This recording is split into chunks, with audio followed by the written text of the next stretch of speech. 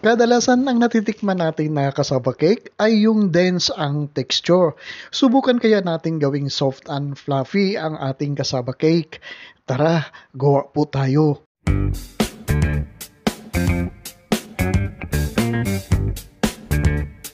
Ito po ay 1 kilograms na cassava at hugasan lang muna natin ito at babalatan po natin ito ng ganito.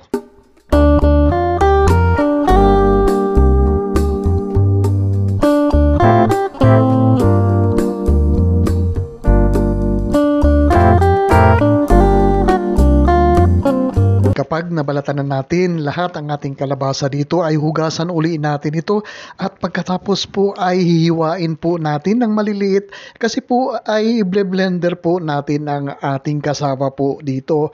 Pwede rin naman po natin gadgarin ang ating kasaba dito kung wala po tayong blender.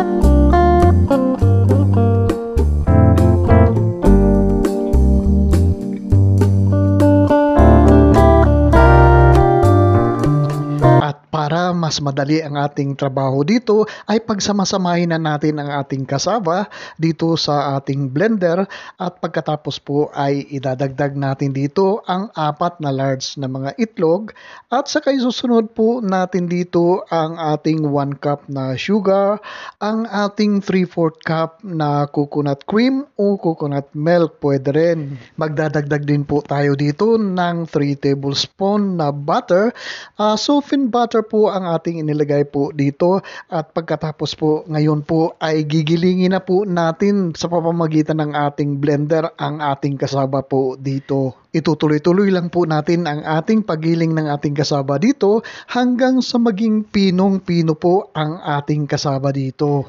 At habang ginigiling natin ang ating kasaba dito, ay special shoutout natin si Beck Levita ng Lake Elsinore, California, US of A, at saka si Irene Abug ng Cavite. Maraming salamat po sa patuloy niyong pagsubaybay at pagtangkilik sa aking mga video recipe dito.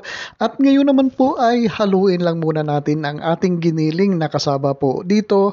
At ngayon naman po ay ilalagay na natin ang ating 1/2 cup na grated coconut, 1 tablespoon na baking powder at imikos-mikos lang natin ito hanggang sa mag-well combine po lahat ang ating huling idinagdag na mga sangkap po dito. Haluin lang po natin ang haluin hanggang sa ilalim po para mag-well combine lahat ang ating mga sangkap dito.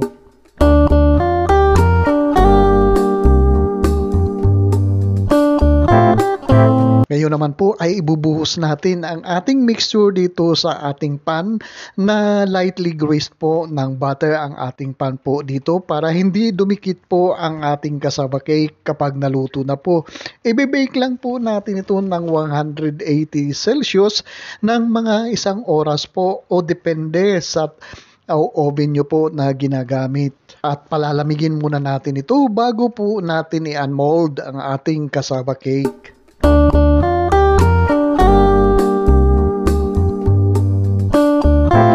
Isa na naman certified Rapsan na recipe ang ating nagawa po ngayon. Napakasarap po ito.